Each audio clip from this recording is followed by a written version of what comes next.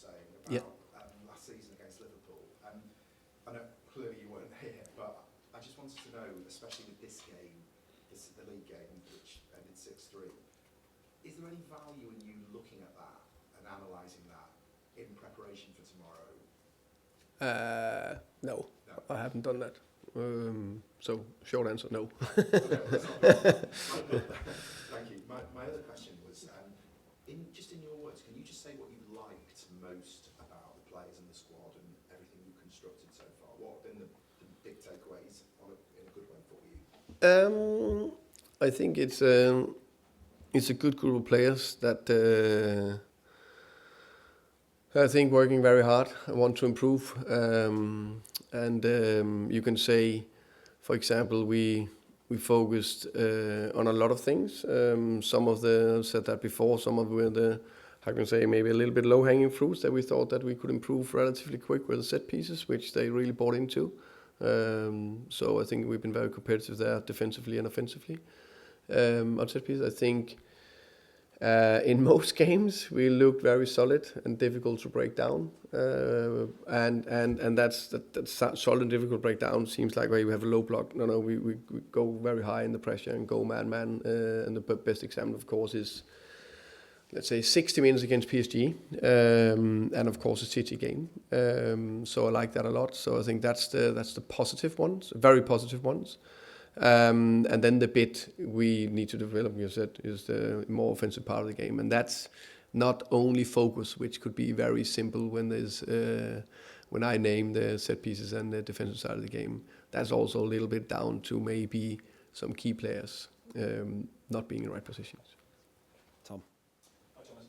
Just go back to saying how it's really important to get the right people aligned together. Are you talking more about the squad there in terms of player personalities, or more around the club in kind of more administrative positions? For me, that was more around the club. I think the players are, of course, that also need to be aligned, and culture and all that. So I think it is everything, but it is everything.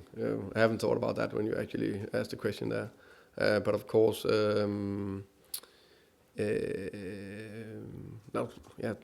I think in terms of players in the squad, of course, it's constantly adding layers in how we play. And, for example, one thing we spoke about is how do we handle setbacks. So it's clearly not only this season that the team struggled a little bit with that. So that's definitely not something we do with. So how can we align that? How do we react to a setback in a game if you lose the balls 5 times in a row? To throw our arms in the air, or do you just get head down and help your teammate, as an example? And then if you have a default in doing that, when you're under pressure, it takes a little bit more time just to change that, as an example. Then off the pitch, of course, it's super important to be aligned. Me, coaches, sports directors, leaders, owners, all that, and which we are, I would say. I was going to say, do you feel like the right people are in place now, or Yeah. is it still to be evolved? No, I think the right people are in place. Yeah. With regards to the January transfer window, I guess, a big part of that is recruitment. We heard a lot about how the new leadership's going to do that sporting success. With that in mind, are you kind of expecting a fairly sort of positive January transfer window that way? As I said, we will 100% be in the market, and we will be ready. And if we can find the player or players that can improve the team, then I think we should be ready for that. If we can't, which we know January window is a super, super complex and very difficult window, which can make it complicated. So we don't want to buy. I don't think we should use money on a player we don't really believe in, that just really can move the needle, because would that be a little bit helpful for maybe the next 6 months, but if it doesn't do anything on the long term, then I'm not interested in it. For me, we need to think, of course, now we need to win tomorrow, or do our best to win tomorrow, and win enough football matches, all that. But we need to take good decision for the long term. If we don't do that, there's no time. There's no chance that we can fulfill the potential of this club. And just one more, you spoke a lot about mentality of the team. Is that kind of player you want to bring in now? So leaders, experience, that kind of profile? But yeah, experience can be many things. So you can be a great character lead at 24 years old, or you can be 28 or whatever. So, but I think you need a lot of different types in a football team. But of course, character is a big thing. Elias. You mentioned quick fix now obviously a few times. Is quick fix like is that a football thing, or are there things around kind of environment, culture, mentality that is perhaps like a wider fix that needs to happen? Yeah, but I just think if you... So what is the potential of Tottenham? That is, we like to win trophies, and we like to compete with the best clubs in the country, and hopefully win the championship one day. That I think that's what all Spurs fans are dreaming about. That's what I'm dreaming about. But how do we get there? Reality, if we finished 8th with Champions League, then we finished 5th with no European contest, then we finished 17th with Europa League, and now we're in the 4th season. And then there's been some players through the systems and so on. So that's the reality. That's why. And then we have very clever people in the room thinking about football and asking good questions. And then if you don't win enough football matches, there's a little bit of scrutiny. That's part of it. I just know this is this will just take a little bit of time to where we want to be. Of course, we need to win enough games. And of course, it doesn't help that we played a bad game against Forest. That doesn't help. So we just need to do what we believe in, do the right thing, and keep going. And culture has been mentioned around as well. Who mentioned that? I think generally, I think Yeah. you mentioned it. Okay. What kind of are you seeing from a culture perspective that you like at this club and perhaps could be even better? No, I see a lot of people, and that is players, staff. A lot of cares about this club. They want the best for this club, and I think that's a top thing. How do you then move from cares and be happy to make it a lead mindset consistently every single day? That is small bits, good habits every day. And obviously last week you mentioned about perhaps looking back at the Spence incident when he came on as a substitute. Have you looked back on that and I suppose had a conversation with the player? Yeah, I spoke to him. He was disappointed because he thought because of an injury he was subbed off, and it wasn't. Or that we thought he had an injury because he had a dead leg. And he's fine, by the way. Yeah. Matt. Just to follow on firstly from that, has Chet got to improve his behaviour slightly? Can he keep showing displeasure?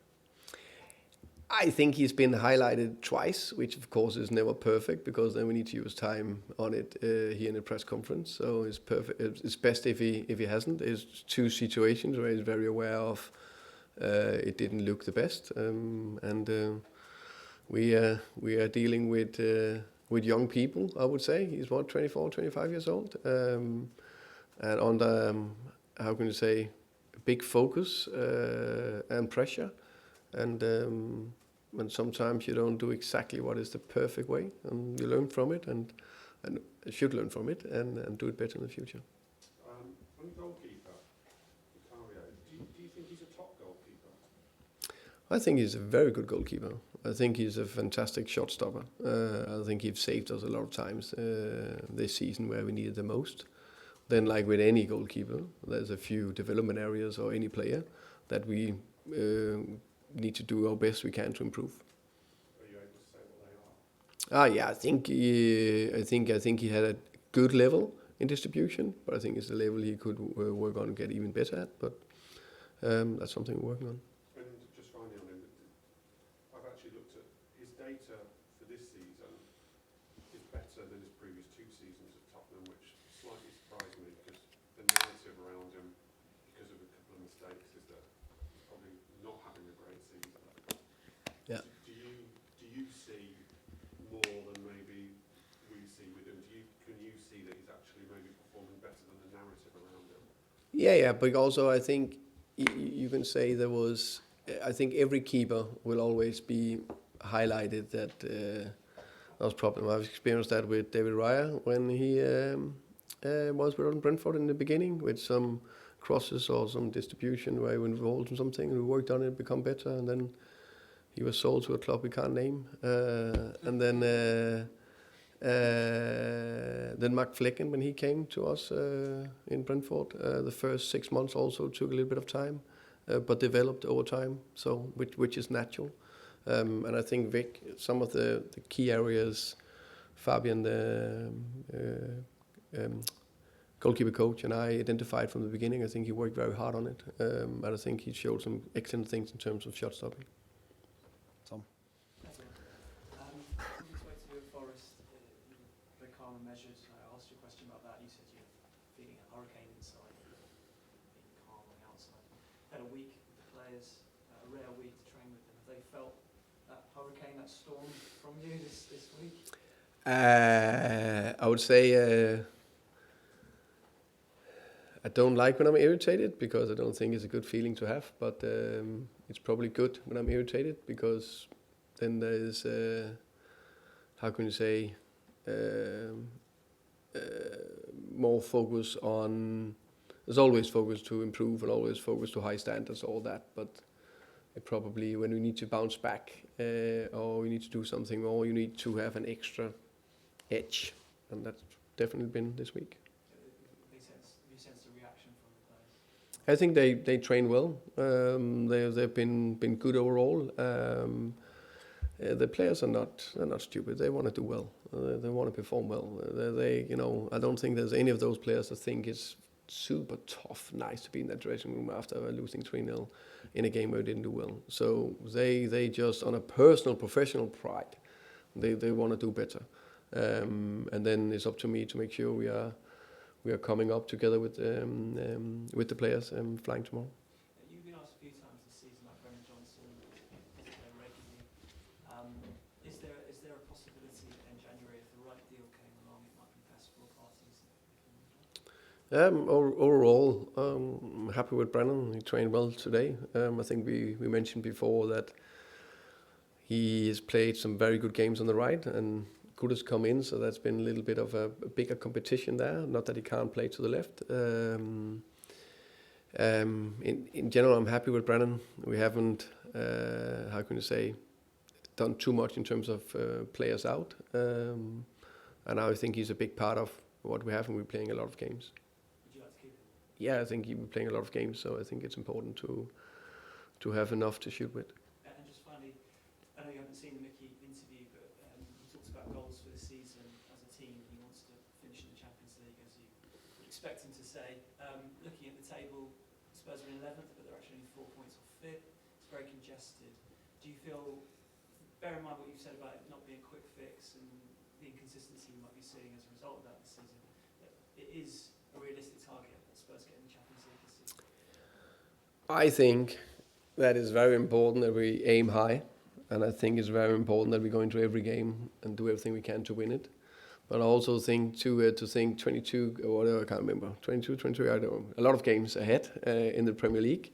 That is too far away. My first and foremost focus is that we bounce back and come up with a good performance against Liverpool, and then we take it bit by bit. So I think there's not too far up. Big belief that we can improve and be even better, and we will always aim to be. That will always be the aim. That will always be the aim. Is it fair to say over this period, where there's so many games in this festive period, we might see the table start to open out, and it's really important to get as many points as possible during this period if you want to stay within touching distance? Yeah, of course. I think that's been that's the aim the whole time. And of course, we have one game now. Then I think we have 8 days, and then we play 5 games in 13 days. I'm like quite hectic. So it's about how we manage that, of course. No. Welcome. Thomas, hi. Would you understand if Brennan wanted to move? I will not speak about Brennan, but I think any player that maybe not play all the time will probably always have a thought about that. But we need more than 11 players. You have, hopefully you have Kulishevsky coming back in place. Wants to play that side as well. Yeah, of course. That's definitely the plan. But right now I think we've shown that we need players, and as I said, I'm happy with Brennan. I'm happy with everyone in the squad. It's just I can only play 11, unfortunately. I know there were confidences that you were going to break, but has he expressed his frustration at not playing more this season? He had such a good season for goals last season, he scored an important goal in the final. It feels like he can't get past Kulusevski coming back in. Have you had to say anything to him? Has he said anything about? No, not say anything. Just training well. I think he had a spell for quite a while. Right, training well, and today trained very well today again. Is there any intention of bringing Mikey Moore back, Jerry, or is there an option? That's a good question. I think for Mikey Moore, I think it's very important for him to play minutes. I think that's very important.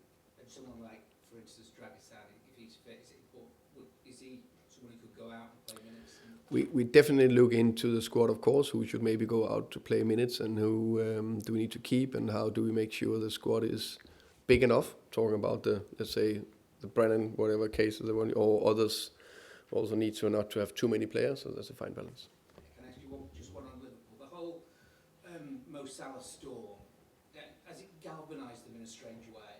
And is that the sort of thing you're talking about when you're talking about culture and dealing with setbacks?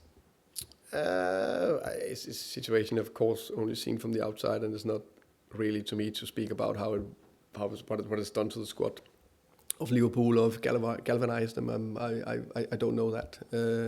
It's a team and a squad that's been together for quite a while, with also refreshing a few players 2 or 3 years ago. So I think they have had a good group together that's been fantastic over the last 6 years, something like that. So that says a lot. Finish with Ryan, please. Hi Thomas, is there any concern in terms of if you look to strengthen the squad in January that players might turn their nose up at maybe coming here if you can't offer regular Champions League football? Say again, sorry. Probably poorly worded. Yeah. In terms of players that you might look to bring in to strengthen the squad, you Yeah. said you want quality. Yeah. At the moment, obviously the team is very up and down. Is there any concern that might impact your ability to sign some of these players, given there's likely going to be vast competition? Yeah, but there will be big competition. No matter if it's Champions League, there's the Marca Europa League, or whatever it is. There is just big competition.